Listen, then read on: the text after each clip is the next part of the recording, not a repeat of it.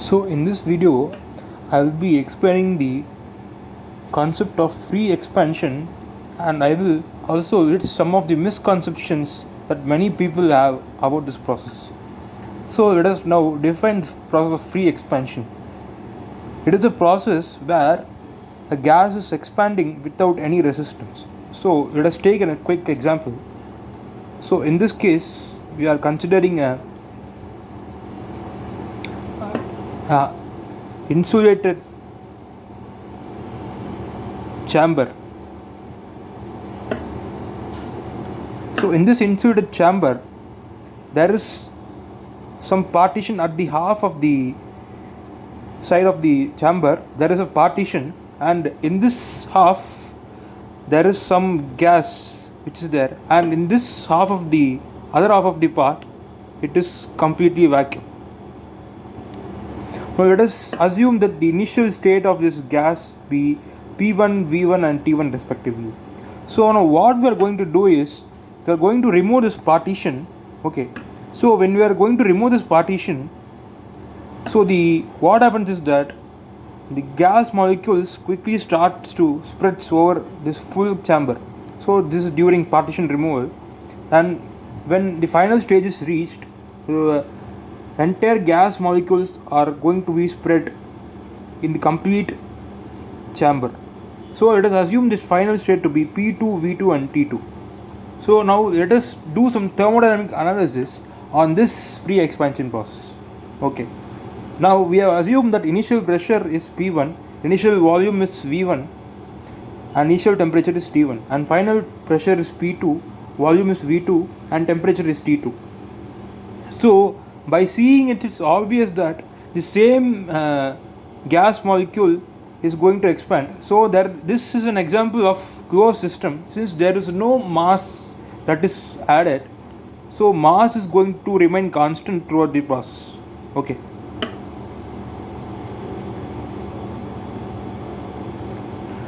Now by first law of thermodynamics we know that dq is equal to du plus dw. Okay, since the chamber is insulated, there is no heat transfer, so this term over here, this is dq, is going to be 0, and there is no external work which is being done. Since the gas is expanding without any resistance, no work is being done, so dw is also 0.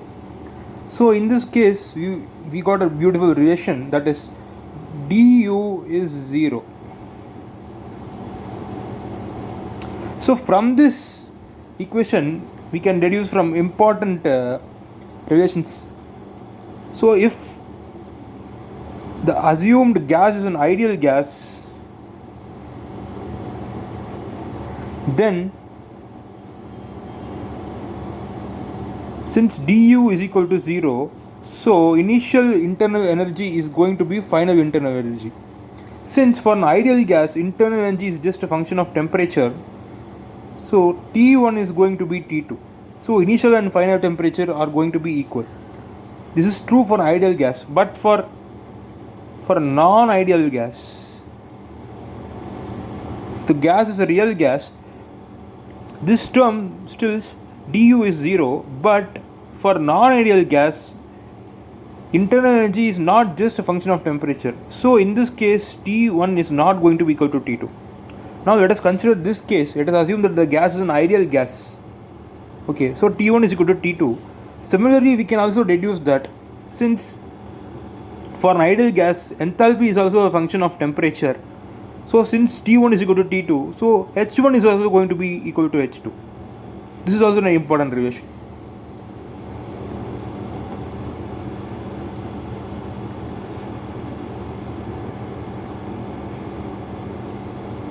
Now I will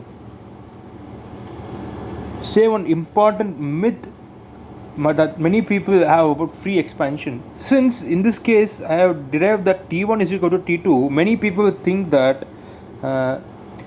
this free expansion process is an isothermal process. So in this case, if I plot the Ts curve,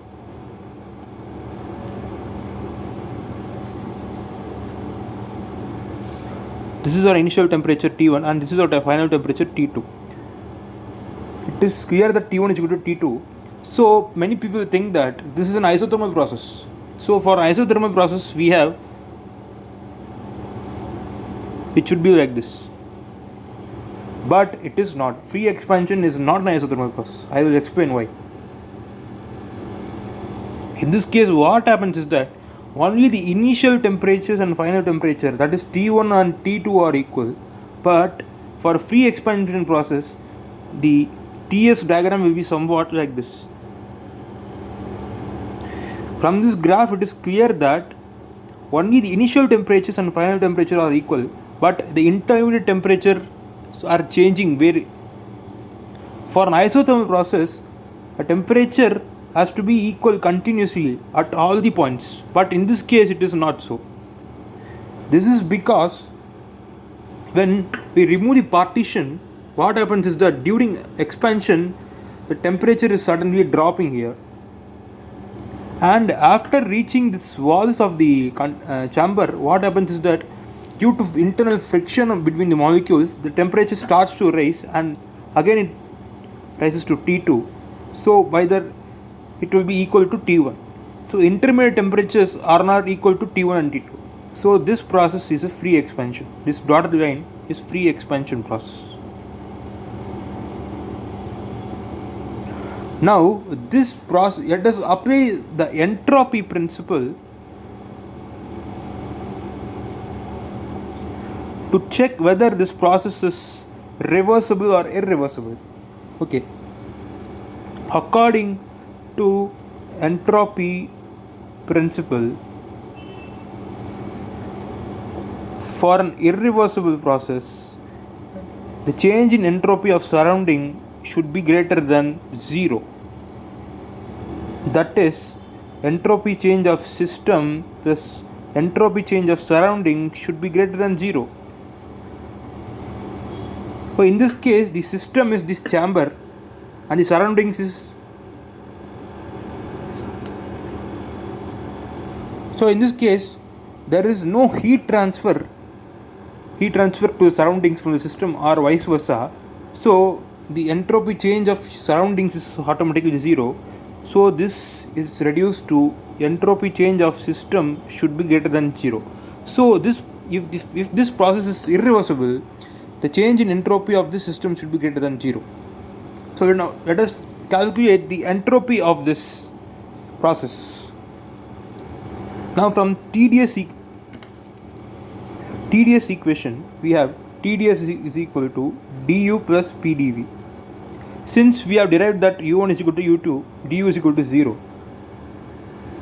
So this term is going to get cancelled. So TDS is nothing but PdV, or this can be written as ds is equal to P by T upon dV. From ideal gas equation, PV is equal to mRT. So P by T is nothing but m R by V. So ds is nothing but mR by V dV. So integrating both sides, we are going to get S2 minus S1 is going to be equal to mR natural log of V2 upon V1. So from this I am getting change in entropy of system is nothing but mR natural log of V2 by V1. So from combined ideal gas equation we know that P1 V1 upon T1 is equal to P2 V2 upon V2. Since we have derived that T1 is equal to T2, so P1 V1 is equal to P2 V2. So V2 by V1 is nothing but P1 by P2. So this can be alternatively written as mR natural log P1 upon P2.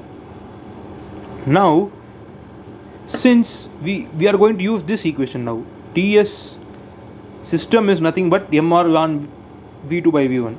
So the entropy change of the universe is nothing but system plus surroundings. So system is mR natural log V2 upon V1 plus surroundings it is 0. So this is our entropy change of universe. So now let us carefully observe this process now. What is happening is that initially the volume is V1, and it is clearly you can see that the volume is the gas is expanding, and at the final case it is occupying more volume. So in this case it is clear that V2 is greater than V1. So since V2 is greater than V1, so this term over here, natural log of V2 upon V1, is positive. So since M and R being constant, these two terms are constant, so ds universe is going to be positive.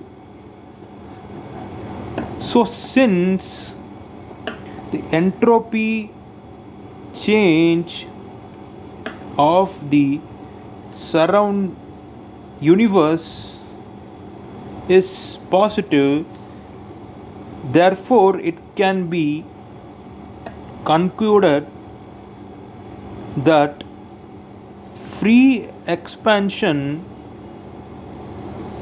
is a irreversible process.